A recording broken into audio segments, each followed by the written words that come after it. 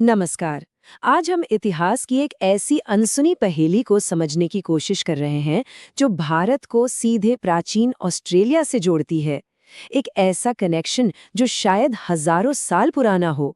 तो चलिए इस रहस्य में जरा गहराई से उतरते हैं। तो ये कहानी जुड़ी है भगवान मुरुगन से, भगवान शिव के पुत्र और देवताओं के सेनापति, जिन्हें हम उत्तर भारत में कार्तिकेय और दक्षिण में स्कंद के नाम से भी जानते हैं। वो शक्ति और ज्ञान के एक बहुत ही शक्तिशाली प्रतीक हैं। लेकिन जरा सोचिए, क्या हो अगर उनकी कहानियां सिर्फ भारत तक ही सीमित ना हो? क्या हो अगर वो ऑस्ट्रेलिया के प्राचीन लैंडस्केप से भी जुड़ी हों?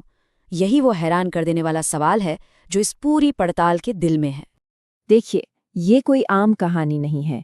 ये एक बहुत ही गहरा ऐतिहासिक रहस्य है जो हमें इतिहास, विश्वास और उन पुराने कनेक्शंस पर सवाल उठाने के लिए मजबूर करता है जिनके बारे में शायद हम बहुत कम जानते हैं। तो सवाल उठता है कि ये थ्योरी, ये आइडिया आखिर आया कहाँ से?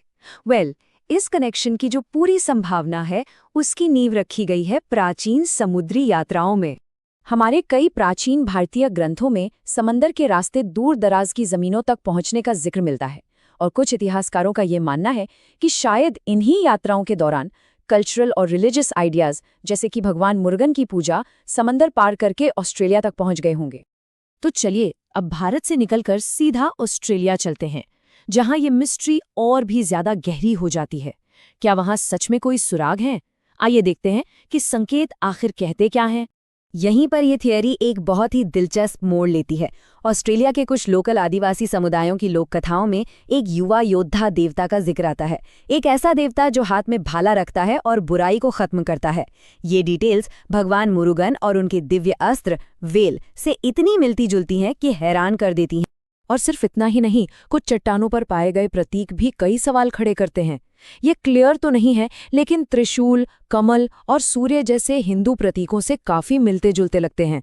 हालांकि ये भी सच है कि एक्सपर्ट्स का मानना है कि इस तरह के बेसिक सिंबल्स दुनिया भर की कई प्राचीन संस्कृतियों में अपने आप भी डेवलप हुए हैं।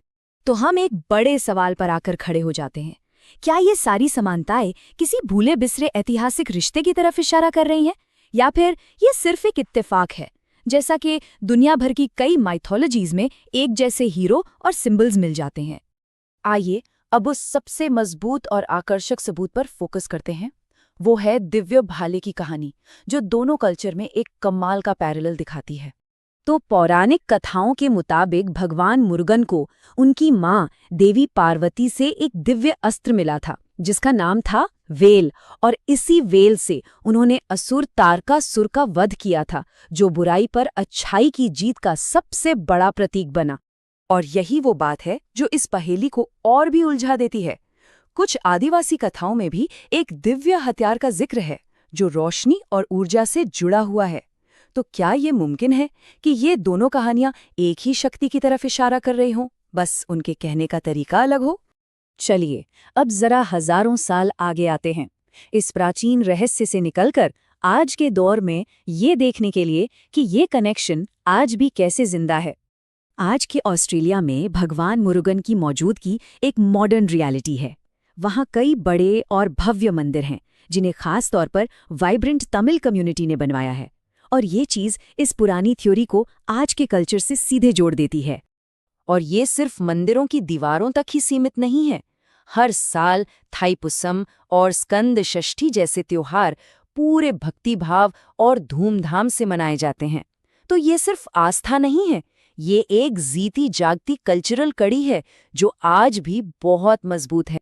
तो एक तरफ ये दिलचस्प संकेत हैं और दूसरी तरफ कोई ठोस पुरातात्विक सबूतों की कमी। इन सबको देखते हुए हम आखिर पहुंचते कहाँ हैं? असल में हम कुछ गहरे और अनसुलझे सवालों के बीच आकर खड़े हो जाते हैं। पहला और सबसे सीधा सवाल तो यही है, क्या ये प्राचीन कल्चरल एक्सचेंज सच में हुआ था, या फिर जो समानताएं हमें दिख रही हैं वो बस सतह पर हैं? और अगर ये हुआ था तो ये सोचने पर मजबूर करता है कि क्या इन दो प्राचीन संस्कृतियों के बीच कोई गहरा आध्यात्मिक रिश्ता था जिसके बारे में आज हमें कुछ भी नहीं पता?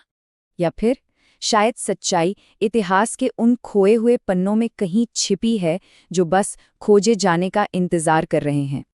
आखिर में भगवान मुरुगन सिर्फ एक देवता नहीं है, वो ज्ञान, साहस और धर्म की एक यात्रा के प्रतीक हैं। और क्या पता, ये यात्रा सच में भारत से शुरू होकर समंदर पार करके ऑस्ट्रेलिया तक पहुंची हो। सच चाहे जो भी हो, चाहे ये एक भूला हुआ इतिहास हो या फिर यूनिवर्सल मिथकों का एक खूबसूरत संगम, ये रहस्य हमें इतिहास की गहराइयों के बारे में सोचने